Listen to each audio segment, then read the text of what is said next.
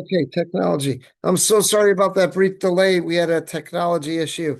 Okay, good afternoon, everyone. I hope that you are well. Today is Wednesday, it is the 5th of November. We're getting ready for Parshas Vayera. And this is not the Vayera of your brother's bar mitzvah parsha. That's Vayera. So this is I know what you were thinking. So here we go. What? No, I know, but I initially, as soon as I said Vayera, that's what I thought of. Okay, so we're going to jump right in. I want to share with you two Divrei Torah this week. One of them you're going to see is going to branch out into some other area because it just, as soon as I saw it, like I had an aha moment that it registered that something that it reminded me of something that I had seen elsewhere and then years ago and then more currently, that it's all related. So let's jump right in. So right at the beginning of the Parsha, we find in Vayera, Avram Avinu is recovering from his bris milah, which occurred last week at the end of Lech Lecha. And while he's recovering, Hashem realizes that it's paining him so much that he can't be involved in chesed and achnas zorkim. So he sends three malachim, he sends three angels who are disguised in the appearance of humans. He sends them to come and visit Avraham. And of course, while they're there, they also give him the good news that in another year, Sarah is going to have a baby, and that is going to be Yitzchak. So when he meets these three angels, who he thinks are people, the pasuk tells us, and that's the pasuk you see there from Perach Yud Ches, pasuk Daled, Yukach namat mayim, please take a little bit of water, virachatzu raglechem, and wash your feet, vishanu tachas ha'etz, and then rest. Make yourselves comfortable under the tree. Make yourselves comfortable. But first, the first thing I need you to do is wash your feet. So let's see Rashi. Rashi's quoting the Medrash and it says, Kasavar, why did he insist on them washing their feet? Because Avram thought, Shehem Aravim, that they were Arabs, Shemishtachavim la'avak raglayim.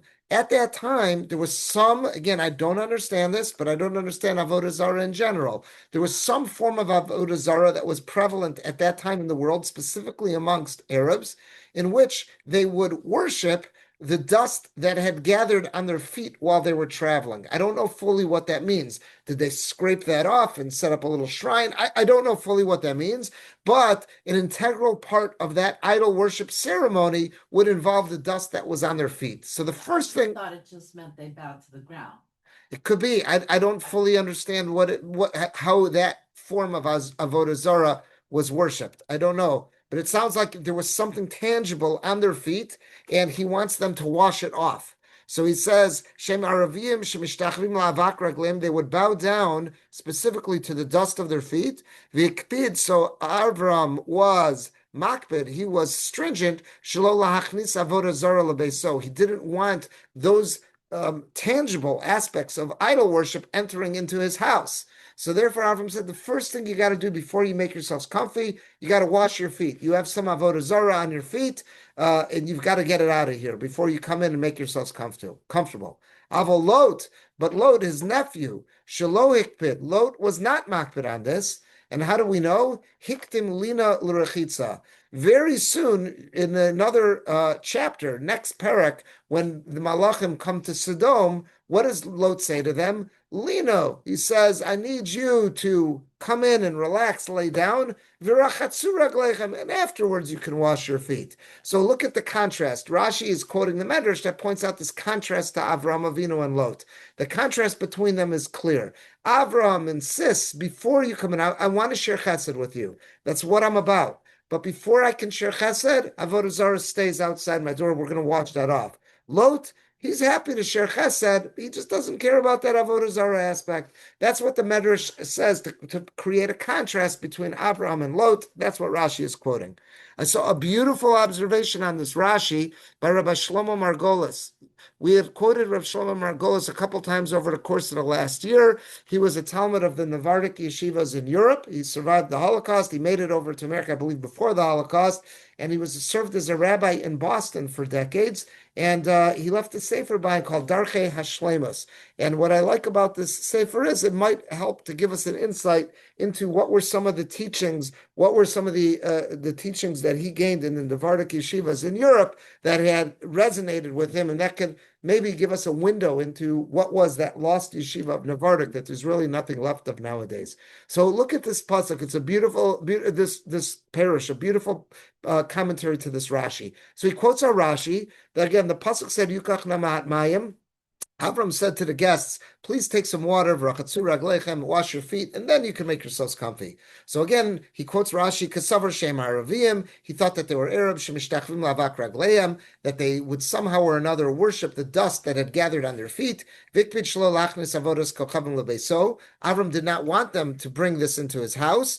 Avalot, the contrast is to Lot, his nephew, Shalo Ikpid. He's not stringent on this. Hiktim Lina L'Rechitza. He says, make yourself comfy, relax, before he says, insists about washing their feet. Shenemar, because the words that Lot used when addressing the angels was Velinu, relax, lay down, make yourselves comfy, and then V'rachatzur Raglechem, then you can wash your feet.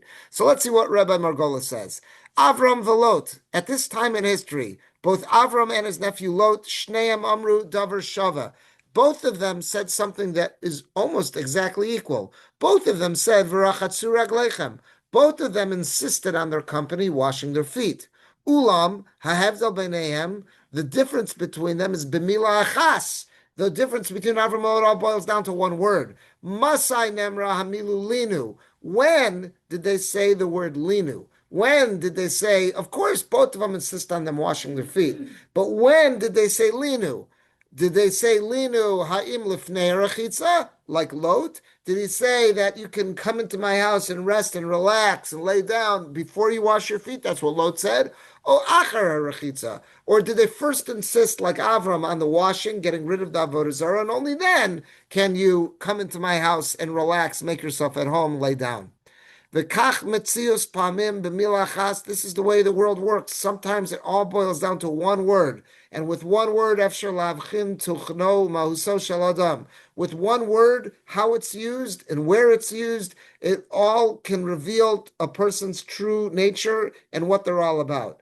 Gam lot hayamachnis orchem muflag. Because look here, Lot was all about chesed. He was even willing to put his life at risk. Living in Sodom to perform chesed was mesiras nefesh. That was putting his life at risk. Ulam yesod musad hevdil beinayim. There's such an incredible difference between them. Avram hikbid shelo lachnes avodah zarah lebeso. Avram was extremely vigilant. He doesn't want any idolatry in his house.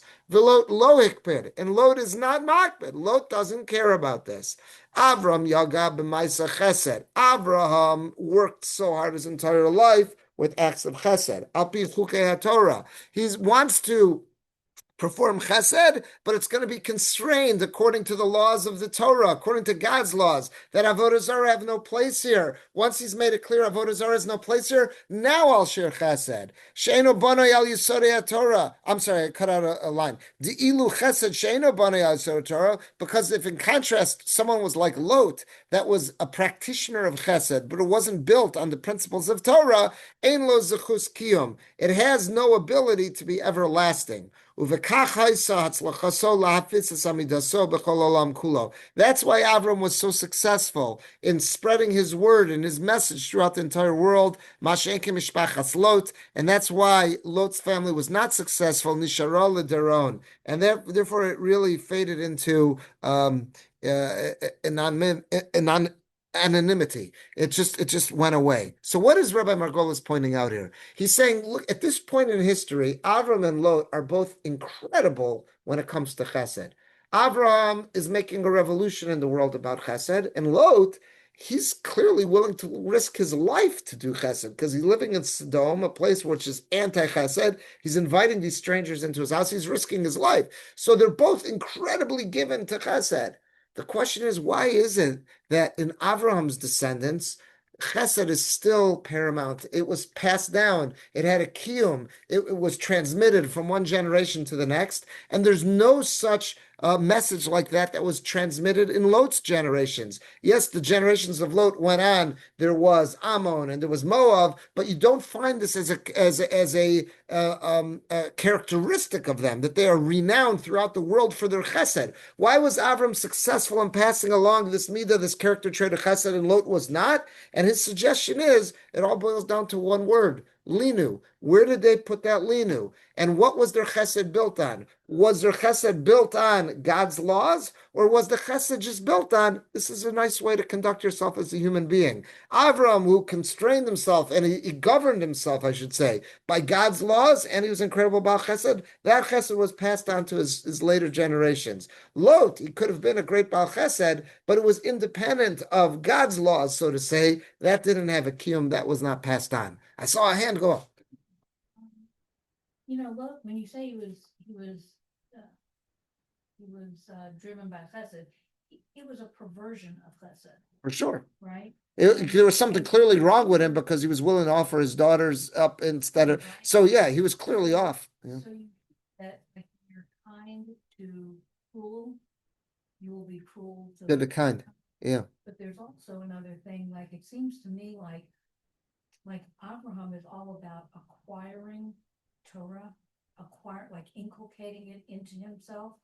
And it's like, you sit in a class and the professor is just droning on and you hear it, but you don't take it in, you don't dwell on it, you don't acquire it. I think that's kind of like, that's what I was thinking about. Very good. Very, very good. So chesed wasn't even heard of before Abraham.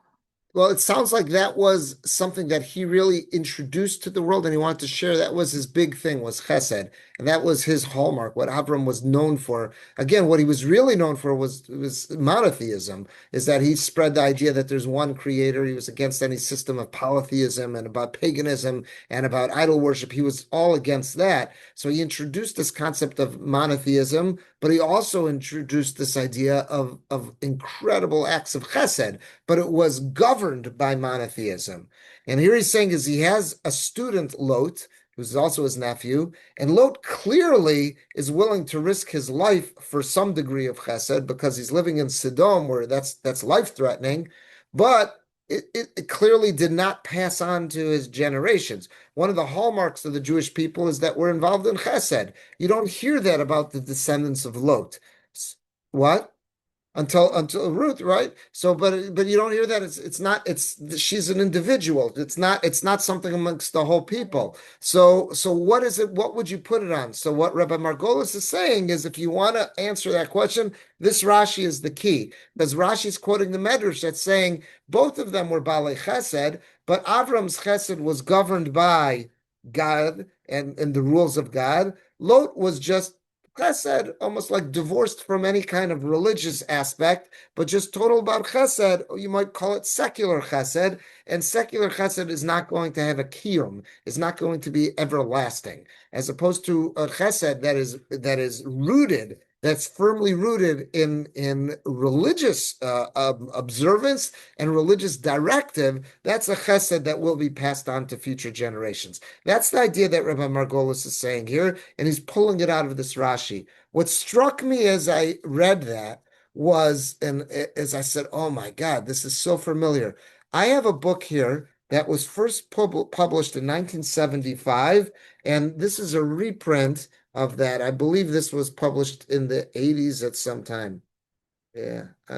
Well, again, it says here it was originally in 75, later in 81, then another one in 86. I don't know when this one was published. I bought this in the 90s, so I doubt this is going back to the 80s. It wouldn't have been in the bookshop that long. Anyhow, this book is called 9 Questions People Ask About Judaism. It was written by Dennis Prager and Joseph Telushkin. This was in 1975. They wrote this book, and it is an incredible book. I remember we got this after Layla and I were married. I see I got a sticker in here from our apartment in Kew Gardens Hills on 78th Avenue here. That's our sticker there. But I'm looking at it as I flip through it. There's so many parts of this book I've underlined and checked, and in the back I've got my table of contents of stuff that I want to come back to. But there was one thing in this book that, if I had to say, that really is like that aha and like wow, and I've quoted this so many times, is this piece I want to share with you here. He's got in this book, the way he breaks it down is these are the 9 most common questions that people ask about Judaism,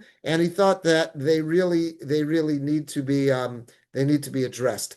The second the second question in here was, why do we need organized religion or Jewish laws? Isn't it enough just to be a good person? That was his second question in here. And I believe what this section that we're going to see together now was addressing is in that section was about no, it's not enough just to be a secular humanist or secular moralist. It has to be rooted in religious groundings, and that's what Judaism does for us. I have to read this to you, and you'll see how this dovetails with what Rabbi Margolis wrote so nicely. So again, he says here, how do you account for ethical people who are not religious? In other words, look at that. I know plenty of atheists. I know plenty of irreligious people, just agnostics, whatever they are. They're not part of any organized religious, and they're such good moral human beings. So he has such a good answer to this. The ethics of an irreligious, actively moral person stem from one or more of three factors. One, the moral legacy of religion, meaning they may not be a practitioner anymore, but they're riding on its coattails. Two, the individual's innate or natural goodness. Or three, a secular ethical philosophy, humanism. So let's see, we're going to focus on this first one about the moral legacy of religion. The foundation of morality in the West are religious. The foundations of morality in the West are religious. Though a moral individual may be irreligious, he acquired his moral values from his ancestors who in all likelihood were religious, and or from Western civilization which adheres or at least pays lip service to moral values formulated by Judaism and communicated by Christianity. The ethical secularist is essentially living by moral values inherited from thousands of years of religion. Consequently, we ask whether the ethical secularist is capable of bequeathing a moral legacy to the next generation now that he has cut them off from religion as the ultimate source of morality. The answer, as history has shown, is no. The existence of righteous individual secularists, notwithstanding, the legacy of ideologies which attempt to destroy religion has been an unparalleled human suffering. Very good. And that's really what Rabbi Margolis was saying, is that the only thing that passes on, there could be a Yerusha, and it's going to pass on generation to generation, is if there's a religious component to it. Morality divorced of religion is not going to, it'll fizzle out. Look at this footnote. This footnote I've spoken over so many times, and it resonates with everyone because it'll resonate with all of us because it makes so much sense. For a discussion of why a moral system is incoherent without God, see question 1. The demise of morality, which accompanies the demise of religion, was powerfully described by Will Herberg. The moral principles of Western civilizations are, in fact, all derived from tradition rooted in scripture and have vital meaning only in the context of that tradition. The attempt made in recent decades by secularist thinkers to disengage these values from the religious context in the assurance that they could live a life of their own as humanistic ethic has resulted in what one writer has called our cut flower culture. I love this term. Cut flowers retain their original beauty and fragrance, but only so long as they retain the vitality they have drawn from their now severed roots. After that is exhausted, they wither and die. So with freedom, brotherhood, justice, and personal dignity, the values that form the moral foundations of our civilization, without the life-giving power of the faith of which that have sprung, they possess neither meaning nor vitality. Morality ungrounded in God is indeed a house built upon sand, unable to stand up against the vagaries of impulse and the brutal pressures of power and self-interest. What an incredible concept, this cut flower theory. Think about it. We all do this. We go to the store, we buy a beautiful bouquet of cut flowers. We put them in a vase. We might even put in that powder of plant food. And that might last us a week. If we change the water, we might get 2 weeks out of them. But what happens later? They're going to wither and die. It's inevitable. We've severed them from their roots. Flowers can only remain vital. They can only remain alive and vibrant as long as they're connected to the roots that are in the earth. We could cut them, and for a while they may really do great on our table, but ultimately they're going to wither and die, and they're certainly not going to be able to propagate. They're not going to be able to reproduce. They can't. They've been severed from the roots. And that's what he's saying. That's the same too when it comes to morality. So many people who are out there saying, what do you mean? Why do I have to be religious? I know people who out there who are moral. Why are they moral? Because they're living in a society that was founded on Jewish or Christian principles which had their roots in Judaism, and they're like those flowers who are in that vase of water. And okay, if they've decided they're no longer living religious lives and they're not bringing God into their world, and that's not governing their decision-making process, so okay, they're those cut flowers. They may do well in flowers, we'll say, for a week or two. So in this case, it might be a generation or two or three, but ultimately speaking, that's not going to have a kiyum. That can't be everlasting. They won't be able to pass that on from one generation to the next. That's that idea called the cut flower theory. And I think that applies to so many other areas. Here it is, and this hit me. This is what Rabbi Margolis was saying without calling it the cut flower theory. That's really what he was saying, is that was the difference between Avram and Lot. Avram's chesed, both of them were Baalei chesed, but Avram's chesed was extremely attached to his monotheism and to his insistence on banishing idolatry. He had a religious code that chesed was attached to. That could be passed on to one generation to the next. But just to be, hey, be a good person, don't hurt anyone else, that might work for Lot because he grew up around Avram and he was exposed to him for so long. But the next generation is further removed, and the one after that removed further. That can't have a kiyum. It just won't last. How many traditional Jews do we know that will say that they hung in there? Well, why? Because they were in contact with their Bubby, who they remember, lighting Shabbos candles. They remember having some semblance of Pesach or Shabbos or Yom Tov with them. But the next generation that's further removed, that traditional Jew, so to say, they're becoming extinct. We don't see them around anymore. That whole idea of that traditional Jew, you don't see them around because the further removed you are from that source that was firmly rooted and firmly grounded, those traditional values just don't last. It's so sad. We see it happening all around us. We all grew up knowing traditional Jews. That genre just almost doesn't exist anymore. If they are affiliating at all, it's less and less likely that it's going to be with any form of traditional Judaism anymore. Talk about the social contract, which is by our Western culture and society can coexist without killing each other. But we've had the social contract, which is very rooted in Judaism. That, like in public school, I guess they used to teach the golden rule, right, which is some variation of that. Do unto others and that was based on, V'ahavta l'reacha kamocha. Fact of the matter is that all you have to do is look at Nazi Germany, and that was, and they were somewhat, they still hadn't thrown off the yoke of religion. Yeah, they had, and the real Nazis had yeah. Right, again, because once it's not grounded in religion anymore, 100%. 100%. To have it, and look at the next footnote there. In the next footnote the next footnote there on the bottom of the page, because remember he said at the bottom of the paragraph, he goes, the 20th century has proven that without religion, all these moralities, lead to disaster. So that last footnote there, it's like the last 6-7 lines. Auschwitz, the Gulag Archipelago, and Cambodia's Khmer Rouge are logical and probable, inevitable outgrowths of atheism. In light of the unprecedented horrors of this century created by regimes which aim to destroy religion, the burden of proof is upon atheists to show that morality can survive the death of religion. In other words, it's a theory that all these atheists had, is that we can be moral without religion. But again, we could look at all the atheistic cultures of the 20th century, regimes, political movements, and look at the horror that they wrought, whether it was communism, whether it was Nazism, whether it was, as they said here about Cambodia, all these, again, that were these godless areas, led to absolute disaster. Now, I'm not claiming that bring God in and now everything's peachy. All you got to do is look at the, jihad and all these things. They think they're doing stuff in the name of God. Right. But what he's saying here is that our ideas in Western thought is about I could potentially be moral or ethical without religion. He's saying it doesn't really seem to be the case, and if anything, the evidence is out there against it. And again, if you look at Western society, all of these values that are there, they're generally speaking outgrowths of thousands of years of religious teachings that the West had been into until it started to drift away from that. I saw something just a couple of weeks ago that I couldn't believe. I was listening to this.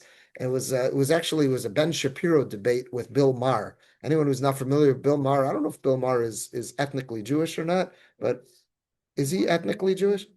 One parent? He calls himself an atheist, but I don't know if he's ethnically Jewish. I don't know. Somewhere in there. Yeah. No one could be that much of an avowed atheist unless they're really Jewish. That's true. That's real generally the truth. So he had a couple of weeks ago, it was, I believe in September, he was having a debate with Ben Shapiro, and Ben Shapiro, as he normally does, did an excellent, very succinct way of getting his point across. I found an article online that talked about this, and it's on page 3, and I just cut out the part. I cut and pasted the part where Ben Shapiro was basically, without talking about Telushkin and Prager, I'm positive this is where he got this from, because you'll see some of the words that he used there. So again, here is the title: Ben Shapiro and Bill Maher clash over morality and the Bible. Orthodox Jewish commentator argues Western morality stems from biblical history during heated debate. So this is into the article. When Shapiro told Maher that he wasn't going to try to force him to believe in the Torah, Maher launched into an anti-religion critique. Shapiro countered that the Bible provided the moral foundation not only for him as a religious Jew, but also for Maher, an atheist. Bill, you and I agree on morality, I'd see at least 87%, Shapiro said. Morality, but not from the Bible, Maher interrupted. Why do you and I agree on morality like 87.5%? I'm a religious Jew. You're an atheist. Why do we agree on those things? Shapiro asked. We probably grew up a few miles from each other in Western society that has several thousand years of biblical history behind it. So you can think that you hit that triple and formed your own morality, but the reality is you were born morally on third base. That's what he says. It's a great way of putting it. Is basically you're riding on the coattails of everyone you have the pleasure of growing up in a Western society that was based on Judeo-Christian ethics, and again, it was religiously based. When Shapiro concluded, the audience erupted in laughter and applause. They really got a kick out of. You should listen to it. He presented it very well. Maher responded that Western society derived its morality from the Enlightenment, which he said was anti-religious. He argued that America's founding fathers weren't particularly Christy, while Shapiro pointed out that Thomas Jefferson compiled a version of the Bible focused on morality with the miracles removed. When Maher asked why people should continue believing in the Bible in modern times, Shapiro responded that cut flowers die, arguing that a society that severs itself from the roots of its morality cannot sustain its values indefinitely. I'm nearly positive, I'd be willing to bet that where Ben Shapiro saw this idea, this term from, if it's not from this book, it's from the source that they quoted in the footnote, which was that this idea of the cut flower culture.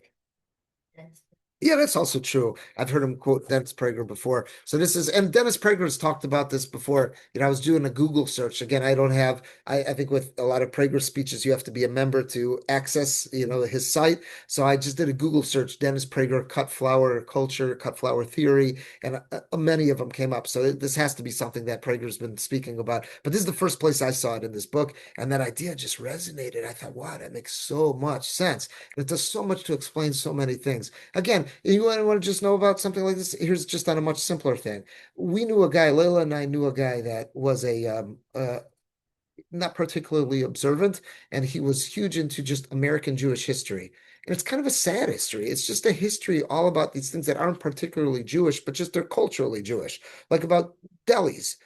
This guy's written books about like the American Jewish deli and like what that has to tell you about the American Jewish experience and whatnot. And he's got all these articles that are out there about the sad decline of American delis. There once was a time and a place that you could go to any Jewish neighborhood and there would be delis out the wazoo. There would be delis here, delis there, everywhere. And now there's very few left. And across New York, it's almost impossible to find an authentic Jewish style kosher deli anymore. And, there's almost none left. Well, there's this very simple explanation for that. The original immigrants were coming in, that was their cultural food. And as they assimilated more and more into America, why should their kids and the next generation after that continue eating these Eastern European, foods that their bubbies like. This wasn't what they were raised on. They're going to Taco Bell. Why on earth would they be? Why, whatever they, such a simple explanation for this. Now, again, he's a academic and he'll lecture in universities all over about, what the disappearing, kosher deli, what that means and its deep, intellectual, significance and all that. But I think there's a really simple explanation for this, and it's very sad, not in terms of the missing deli, but just there was an entire genre of traditional Jews that are disappearing, and those traditional Jews, so to say, were low-hanging fruit that were easy to get in a certain sense, to get them to walk through the doors of an Orthodox synagogue because they already were comfortable with tradition. They may have been likely to send their kids to a Jewish day school, even if they themselves weren't Shomer Shabbos or anything like that, but they already were traditional. They were already comfortable with some of those ideas. We're now 2 or 3 generations later. And again, if they're affiliating at all, it's very unlikely that it's with any form of traditional Judaism. And that's really the point that Rabbi Margolis was starting off with, and that's that cut flower theory. And that's just a couple of weeks ago, Ben Shapiro really having a good laugh at Bill Maher and getting the audience to applaud him using this same idea. But it's something that, again, I think it's something we should all be aware of. It helps us better understand many societal trends that we find in the Jewish community. And we don't have to be prophets to predict where things are heading once we're familiar with this and we see how it plays itself out. All right, that's the first item that I wanted to share with you today. I want to share with you a second item. Yeah. Why it was so popular when like Harry Yeah. was because Necessity. also available kosher food. Correct. That was exactly. Exactly. Exactly. That So it was only popular because it was people who cared about kosher, and anti-Semitism was keeping them out from assimilating amongst the nations. Once you don't have those factors, then why on earth should herring be popular outside of, you know, also to you because you don't like mustard. How could you be Jewish that you love Right. that? Right. It's the American Traditional, yeah. traditional Jew. That's got nothing to do with being authentically Jewish, right? Right. I want to share with you a second a point on the parsha I saw this week, which just struck me, is that every now and then you see something which is just a totally different way of reading a pasuk, and it could have some serious, in learning we say a term nafkamina. Nafkamina means a halachic difference. Sometimes you'll say, okay, there's a distinction, but what big distinction does that make? And sometimes it could have no, it could have a nafkamina, it could have a real practical application, and this is going to be one of them. So let's see. In this week's parsha, Sarah Imenu is taken from Abraham a second time. Last week in Lech Lecha, when they went to Egypt because of the Rav, because of the famine, Paro abducted Sarah. And in this week, in the course of the travels, after the destruction of Sodom, and Avram has to go to find a different place, he ends up in Gerar, he ends up in the land of the Plishtim, and Avimelech and his henchmen, they seize Sarah also, quickly realize that was a big mistake, and they return her. So when Avimelech confronts Avram afterwards, he's asking, like, why did you kind of duped me when you came into our land and we asked you about your relationship with this woman, you didn't tell us it was your wife. You told us that she was your sister. And he says, like, well, why would you do that? Like, why would you lie to us? And Avram basically says, I was scared for my life if I wouldn't do this. But Avram justifies it. Let's read these 3 psukim. Vayomer Avram says as follows: Ki amarti, I said to myself, Rak ein yiras Elokim b'makom hazeh. There is no fear of God in this place. V'herguni al dvar ishti. Were I to come here with my beautiful wife and tell everyone we're husband and wife, so you would kill me to take my wife. V'gam, and now he says, I'm also going to tell you, even though I may have been permitted to lie to save myself, it really wasn't a lie. Gam amna achosi bas avihi. In a certain sense, I might call her my sister because she's like a great niece of my father. So in a certain sense, we're related, family ties. You could basically fudge it to say to some degree I wasn't technically lying because we're related. Lo basi mi, she's not related through my mother. Bati lilisha, we ended up marrying. One more pasuk, Yud Gimel. And where did I come up with this idea about telling people she's my sister? Vayikasher hitu oso osi Elokim. So again, I read that word Elokim because without the hey, I read Elokim because if you look at the translation there, it's talking about God. And whenever it's Hashem, we don't want to say the full name Elo with a hey, so we'll say Elokim. So that's the way I read that, and that's the way most translations. Rashi's going to learn it that way. Vayikasher hitzu so Elokim, or si Elokim, and it was when God caused me to wander me beis avi from my father's home. V'amar Allah, I said to her, meaning I said to Sarah, Zeh chastech, this is the kindness that I need you to do for me. Asher tasei madi. El kol makom, whenever we go to a place, asher navo shama, whenever we go to a new place that we're going to be around these immoral people, imruli achihu, do me a favor. And if anyone asks, tell people I'm your brother. Don't tell people that we're husband and wife, because then I'll get my head handed to me. So that's what Avram says to Avimelech. Let's take a look at Rashi's on this pasuk, Yud Gimel. We're going to see two Rashis. And you'll see what Rashi's very quickly struggling with. Vayikasher hisu osi Elokim. So he says, when God caused me to wander, when God told me to hit the road, so I had to come up with this way. Okay, I'm going to hit the road. I'll be amongst these ungodly people, but how am I going to survive? I got to tell people we're brother and sister. That's what he tells Avimelech. So Rashi here says, Unkelus tirgem masha tirgem. Unkelus, in his Aramaic translation, he's got one way to learn this pasuk. That's good for Unkelus. However, it goes, let me tell you, Rashi says how we're going to learn this pasuk. Yesh li yashvo od davor alafanav. I could make this pasuk make sense in just reading it literally. That what's Avram saying? Keshotziani hakadosh baruch hu mibeis avi. When God took me out of my father's house, lios mishotet v'nod mimakom makom, causing me to travel and wander from one place to another. Yadati, I knew she'avor b'makom rishayim, that I'm going to end up amongst evil people. V'amar Allah, so I said to her, meaning to Sarah, zechastek, this is the favor I need you to do for me. Let's see the next Rashi. Kasher hitu. So what's bothering Rashi here is that if I ask you, if the word Elokim, looking back at the pasuk, Vayikasher hitu osi Elokim, was when God caused me to wander. If I was writing that pasuk, what's with the word hitu? Is that plural or singular? Plural. So I would have said kasher hita or hitaos the Elokim. Hitu is plural. If Elokim is talking about God and Avram's all about monotheism, why does the pasuk say kasher hitu? So Rashi says kasher hitu lashon rabim. Yeah, you're right. That's plural. Va'al tisma, but don't be astonished.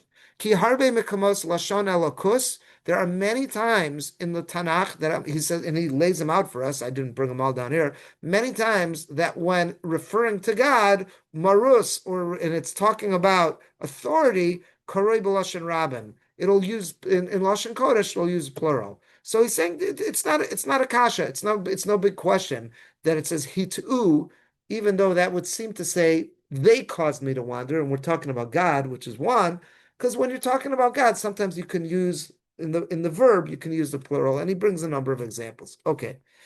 That's how until this week, I never even knew there was another way to read this pasuk. And it never even really hit me what was Rashi going out of his way to undo here. Always the crown. Yeah. So that's what Rashi's struggling with. The word Elokim obviously means God. So if it's God, what's hitu, which means plural? So that's what Rashi's got to do. What if I tell you there's another way to read the word Elokim? What if it's not talking about God? What if the way to read that word, sacrilegious, is Elohim, false gods? Meaning a whole different way to read this pasuk. I don't have to say Elokim now. I'll say Elohim. We're going to see one commentary says there's a whole other way to read this pasuk. So let's see the Ksava Kabbalah's Rav Mecklenburg in the early 1800s in Germany. Rav Mecklenburg, he was a Talmud of, I believe, Rabbi Akiva Eger. Here's what he writes here. Kashiri tu oso Elokim. It was when we read this always, according to Rashi, when God caused me to wander, and then I'm left with the problem. Why is it in plural? He says there's a different way to read this. Ha'elilim, the idols, shebebes avi, that were in my dad's house. Remember Terach? How did Terach make a living? He was an idol dealer.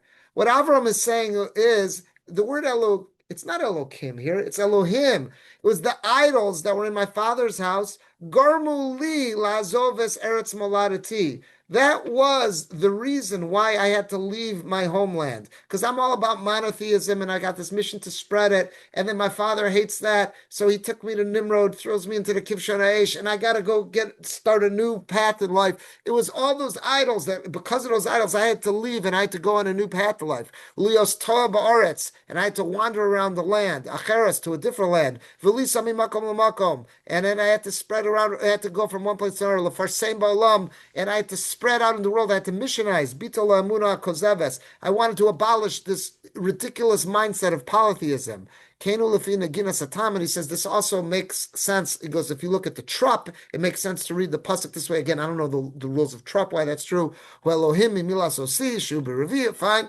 He goes, okay, the rules of trup, I don't get that. But then he goes, according to this, Eino Shem Kodesh. When the pasuk here, we always read it as Elokim, that it's talking about God. It's not talking about God here. It's Elohim, meaning it's talking about idols. Kasher Hisu Oso Osi Elohim. When I had to leave and wander because of all those idols in my father's house, and that's why I had to hit the road, that's when I came up with this idea to say that we're brother and sister. Now you don't need Rashi saying, why is it in plural? It makes sense why it's in plural. Dad had lots of idols. There was an idol for the sun worship, an idol for the moon worship, an idol for tree worship. Dad was an idol dealer. So he too, now it makes sense why it's plural. Rashi's struggling with why is it plural? Because he's learning Elokim is not referring to idols. It's referring to God, which is one. Hashem Echad. What? Now you got an alternative way to read it. Rashi, I don't know I don't know the rules of trup. Rav Mecklenburg was saying according to the rules of trup, meaning of the negina of the tune, it makes more sense to read it that it's talking about idols than about God. I don't know why that's true because I don't understand the laws of trup so much. But he's saying that was one thing. But he says, but this is another way to read the pasuk. And he says if you read the pasuk this way, he too makes perfect sense. Well, it's plural because we're talking about the idols. So it's a totally, now what's the nafkamina? Nafkamina is when we're reading this pasuk and I'm not laning, am I allowed to say Elohim or do I have to say Elokim? According to Rashi, it's talking about God, I have to say Elokim. According to Rav Mecklenburg, it's talking about idols, I say Elohim.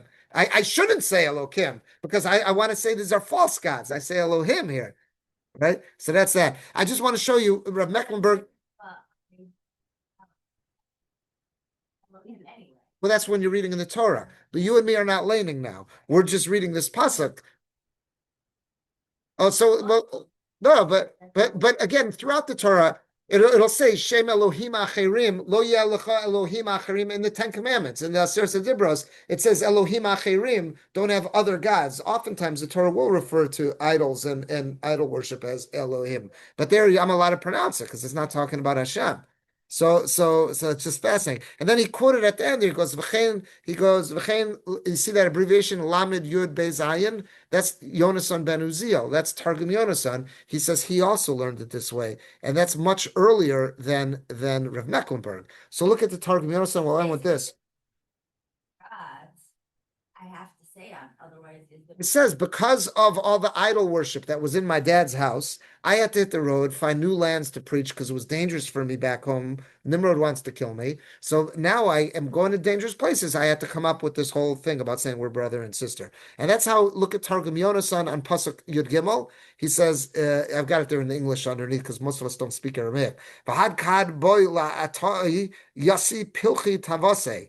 He says, and it was when they sought to turn me aside to the worship of idols, unifakis mi beis abba, and I had to leave my father's house. Va'amris la, I said to her, dein tu vasich, do me a favor, ditavdin imi l'chol asra, that here's a favor I need you to do to me in every place that we go. Denahach l'taman, in place that we go, imri alai da'achihu. Say about me that I'm your brother. And you see that Perush Yonasan on the bottom. What does that mean? Latata yasi pilchi ta'osa. When they sought to turn me aside to the worship of idols. Perush, what does that mean? Shiratsu lat'osi. They wanted to cause me to deviate. Achar ta'otuim, after their deviations, meaning after their idol worship. So Yonatan ben Uziel is learning it this way too. It's not just Rav Mecklenburg. He's saying there's much earlier sources, and he also said this Seforno. That's Reish Ayin Samach, Rav Avadja Seforno. I couldn't find it in the Seforno, but that's how much earlier sources. So you see a totally different way to read this pasuk, and there will be a real nafkamina there about, do I say when I'm talking about it, not when I'm laying it, but when I'm talking about it, do I say Elokim or do I say Elohim? So according to Rashi, that's talking about God, it's Elokim, but then you have to say, why is it plural? The too. So it's okay, I have to find rayas, I have to find proofs from Tanakh that when you're talking about God, it's okay sometimes to use plural in a verb. And then Rav Mecklenburg and the Targum Yonasan will say, no, much simpler. The pasuk means something else. Kasher hitu so Elohim. When because of all those idols, I was compelled to leave my father's house, that's when we had to come up with this idea. So I just thought, what? And Chumash, do you see portion like this at all? I don't know. I don't know enough. In other words, whenever you see the word Elokim, you have to do a double take. Just the duality of the meaning. Like, I guess I'm thinking of when Esav said, or Yaakov answered, Esav's your Bechor, and I'm. Well, there it's about how do you express it. You can It's put the same thing when you go back into the pasuk here. It's like instead of saying But that Hashem caused me to wander, it came to place when the gods of my. Wait, but so that's not a punctuation. That's a translation. In other words, but is the word Elokim here? Is it Shem Kodesh, or Shem Chol? So there are a couple times in Tanakh. I'm not aware of where there's a debate between Mefarshim when you see the word Elokim. Is it Kodesh or Chol? I don't. Oh, all the time. So yours, I'd say all the time. Here, I don't know how often. Their translation makes more sense than Rashi. Yeah, and again, Rashi's basing his on the Medrash. I'm sure he's got plenty of compelling reasons to go this way, specifically because of the context here. If you look just back 2 psukim earlier, he says, "Why did I do this? Rak ein yiras Elokim b'makom hazeh," because there's no fear of God in this place. So it's like you could say, "What do you mean? Just use that two sentences ago, and now it's a totally different one." And then when I see sometimes it's very easy to see in the context. If God is telling us in Aseres HaDibros, "Lo yeh lecha Elohim acherim al panai," don't have any other gods. Clearly, that's talking about false gods. So, but here I don't know if I would have. I didn't until I saw this from Mecklenburg and then referring to Targum Yonasan. I never would have said it. So I don't know. I don't know if there are other places in Tanakh where there's a debate about is Elokim, is it Shem Kodesh or is it Elohim Shem Chol? I don't know of others. I'm not sure. They might be out there, but here's one that's right here. This might be very rare. All right, want to share that with you. I hope everyone has a good day. And as we cut flowers for Shabbos, always something to think about and think about the cut flower theory and the cut flower culture. But it's also just something always good to know about because we will engage with people who will ask us that question. It could be children, they could be students. People ask that all the time. I know plenty of really, really good moral people who aren't particularly religious. How do you explain that? So again, they could have absorbed those ideas earlier in their life when they were more religiously inclined. They could have gotten those from their parents or from a household that was more religiously inclined, or it could have been, again, they're living in Western society where that's just become the thing to do, but that was all built on moral values that were God-based and in a world of paganism that was unheard of, and that would have been vehemently debated. All right, have a good day, everyone. Thanks for joining. Very interesting. Oh, Thank you so much, Rabbi. Good to see